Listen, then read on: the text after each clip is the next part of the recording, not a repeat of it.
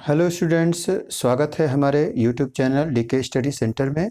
जैसा कि आपको लोगों में बताया गया है कि यहाँ पे रसायन विज्ञान और इंटरमीडिएट हाई स्कूल के लिए विज्ञान विषय की जो है क्या बोलते हैं शिक्षा दी जाती है और ये शिक्षा बिल्कुल फ्री है।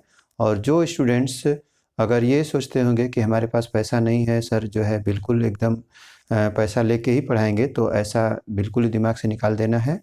और ये चैनल एकदम बिल्कुल फ्री चलेगा और आपको एकदम सिस्टमेटिक चलेगा। तो अगर आप चाहते हैं कि केमिस्ट्री का अगर रसायन विज्ञान और विज्ञान की एक विस्तृत जानकारी हो हमारे पास, तो आप ज़रूर इस चैनल को सब्सक्राइब करें और एक बार हमसे जुड़ें और जो है हमें मौका दें। और आप इसको बहुत अच्छे से अगर पढ़ाई करेंगे तो जाहिर सी बात है आपके ज्ञान में कुछ बढ़ोतरी ज़रूर होगी। उम्मीद है आपको अच्छा लगेगा ये वीडियो। ठीक है, जैसा कि हम लोग पढ़ चुके हैं विलयन के प्रकार।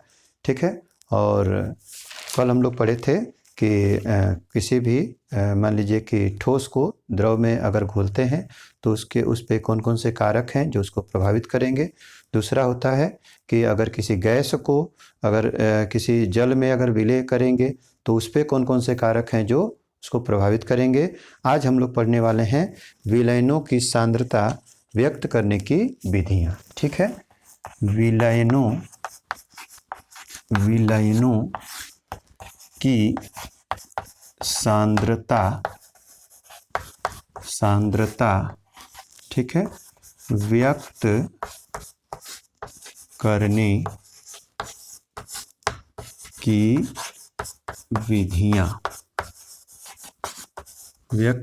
की विधियां ठीक है, ये ध्यान रखना है। चलिए, अब हमें ये जैसे मान लीजिए कि होता है कि अगर कोई विलयन है, ठीक है, तो किसी भी विलयन के इकाई आयतन में, ठीक है, विलेय के कुल ग्रामों की संख्या या विलेय के कुल मात्रा क्या कहलाती है? विलयन की सांद्रता कहलाती है। ठीक है, जैसे मान लीजिए कि अगर 1 लीटर जल है, ठीक है, तो अगर उसमें जितनी मात्रा में चीनी मिली हो वही उसकी क्या कहलाती है? विलयन की सांद्रता। ठीक है, अब विलयन की सांद्रता जैसे मान लीजिए कि अगर 200 ग्राम या 1 लीटर जल है और उसमें 200 ग्राम चीनी मिली हुई है, तो ये तो हो गई कि 1 लीटर में जो इस हमारे जो जल है या विलयन है उसकी सांद्रता क्या हो गई? 200 ग्राम हो गई।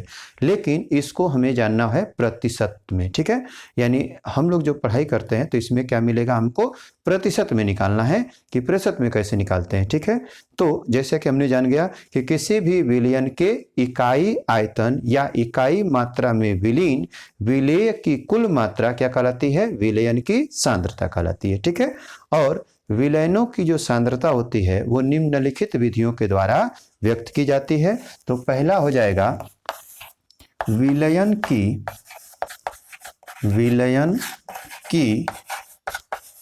भार या द्रव्यमान ठीक है प्रतिशतता। ठीक है, दूसरा होता है विलयन की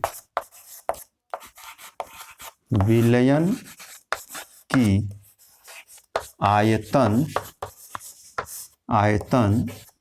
प्रतिशतता।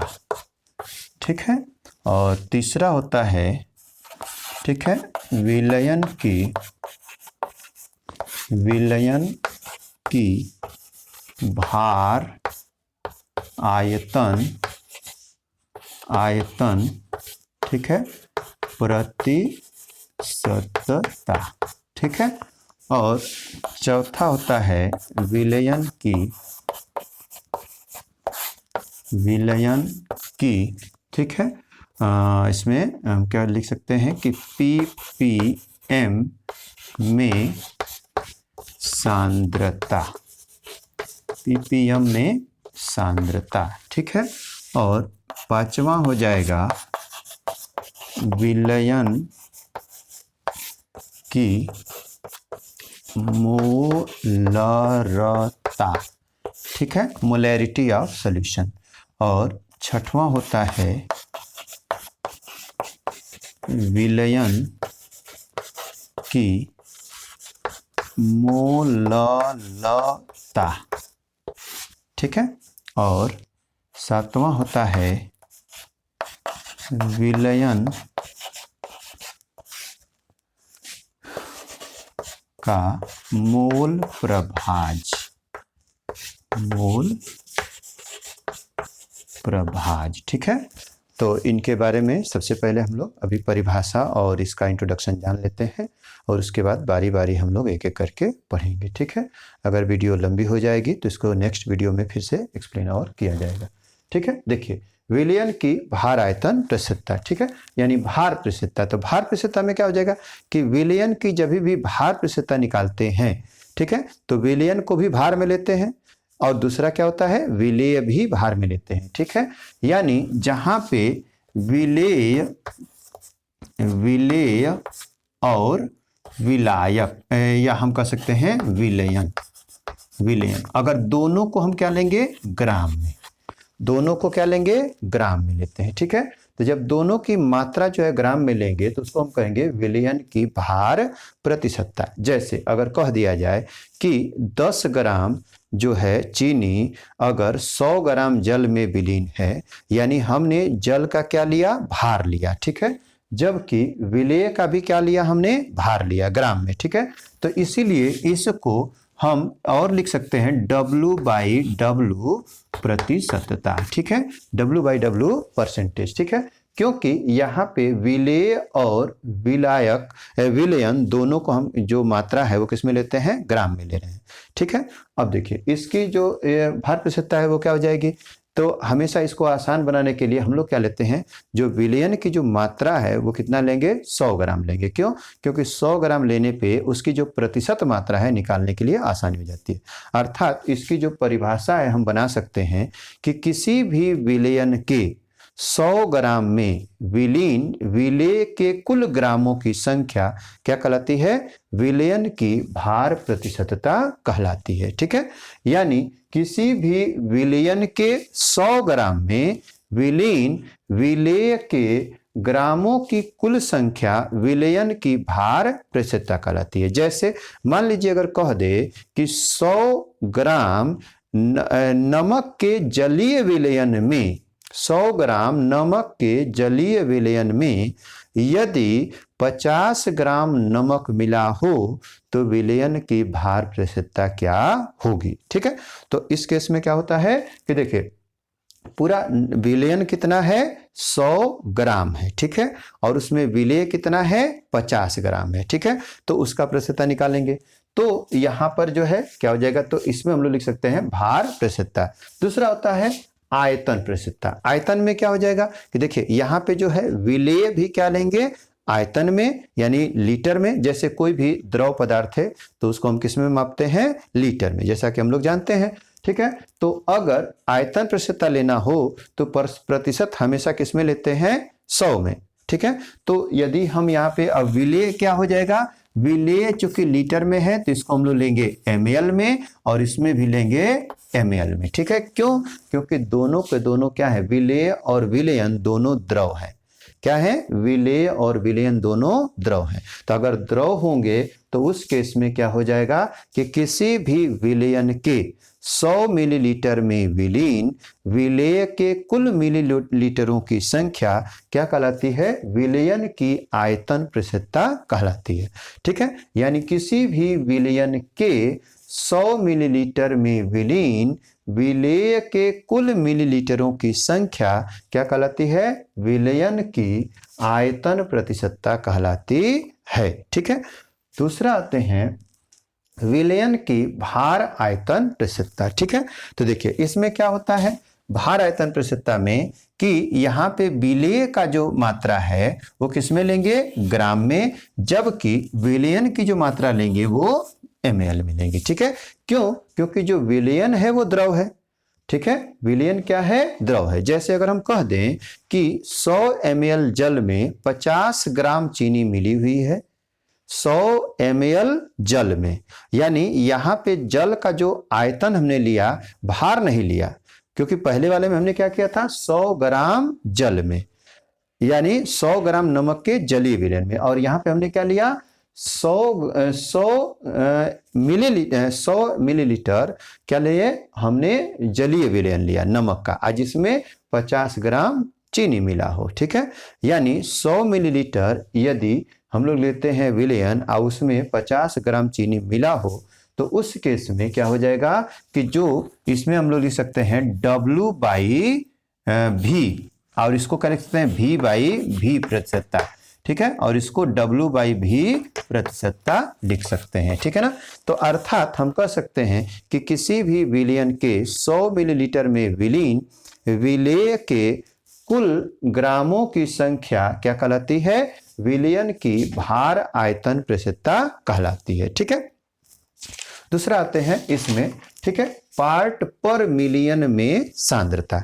तो इसमें क्या होता है कि किसी भी विलयन के 1 मिलियन ग्रामों में उपस्थित या विलीन विलेय के कुल ग्रामों की संख्या क्या कहलाती है, विलयन की ppm में सांद्रता कहलाती है।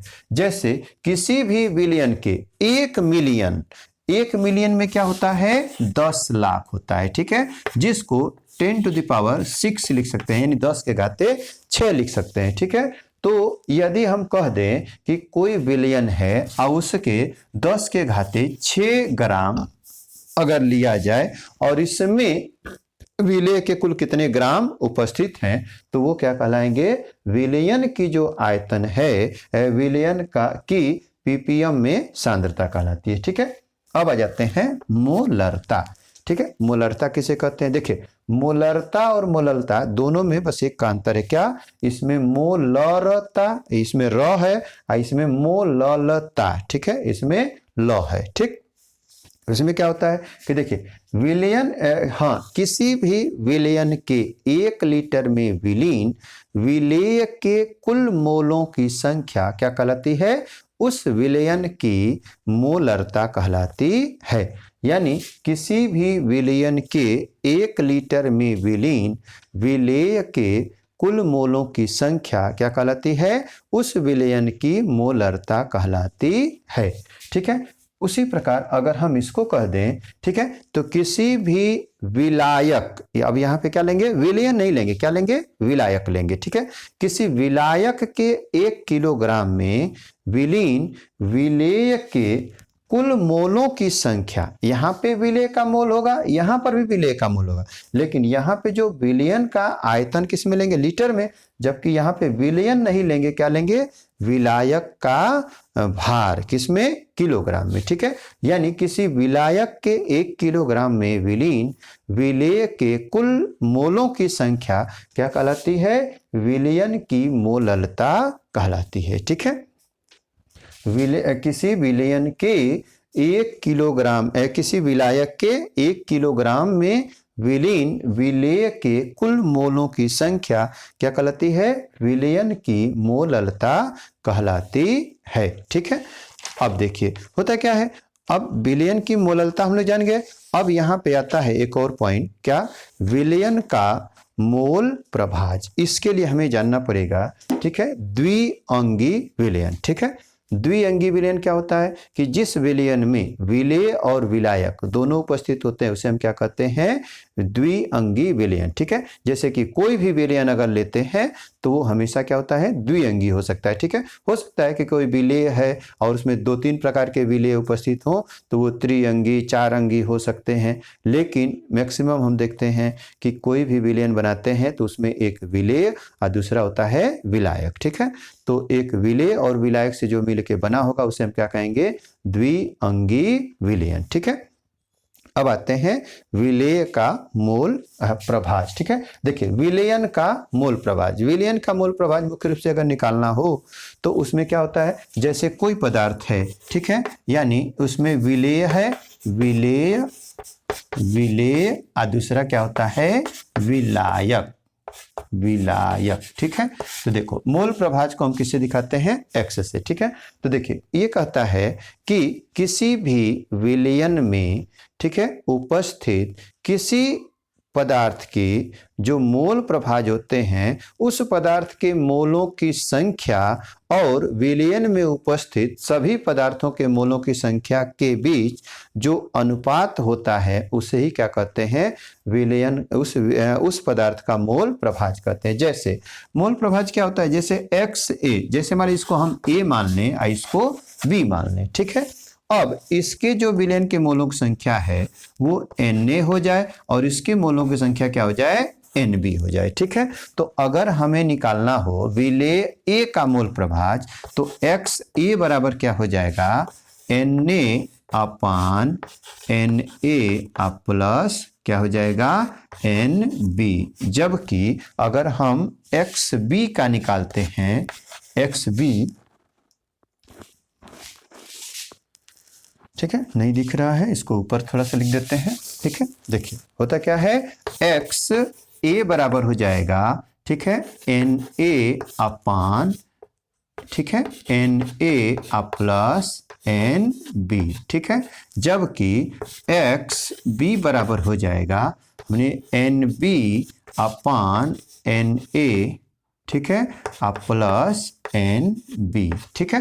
देखिए तो हमने क्या बताया कि किसी भी विलयन में उपस्थित किसी भी अवयव का जो मोल प्रभाज होता है उस अवयव के मोलों की संख्या तथा विलयन में उपस्थित सभी पदार्थों के मोलों की संख्या के अनुपात को उस अवयव का मोल प्रभाज कहते हैं। जैसे अगर किसी विलयन में विलेय का मोल प्रभाज क्या होता है, अगर निकालना हो तो किसी भी विलयन में उपस्थित विलेय के मोल प्रभाज उस विलयन में उपस्थित विलेय के मोलों की संख्या तथा विलयन में उपस्थित विलेय और विलायक के मोलों की कुल संख्या के अनुपात को विलेय का मोल प्रभाज कहते हैं, ठीक है। यानी कोई भी, जैसे किसी मान लीजिए कोई भी चीज़ हम कर रहे हैं तो उसमें विलेय का नंबर ऑफ मोल कितने हैं और विलायक का नंबर ऑफ मोल कितने हैं, अगर ये दोनों अगर हम जानते हैं तो उसके अनुसार हम लोग निकाल लेंगे, ठीक है। तो आज जो है चूँकि वीडियो लंबी हो जाएगी तो आज हम लोग ये इंट्रोडक्शन ही पढ़ के रह देते हैं और कल से हम लोग क्या करेंगे, इसका एक एक दो करके हम इसमें एक एक करके समझाते जाएंगे और इस पे क्वेश्चन भी कराते जाएंगे, ठीक है। तो अगर ये वीडियो आपको लाइक लगती है, अगर आपको पसंद आती है तो प्लीज़ इसको लाइक कीजिए, शेयर कीजिए और इस चैनल को सब्सक्राइब कीजिए, ठीक है, ताकि आपको जो है लगातार इस वीडियो मिलती रहे और इस चैनल पे जो है डेली आपको जो है एक एक वीडियो मिलती रहेगी। और आप सबका जुड़ने के लिए बहुत बहुत धन्यवाद, ठीक है।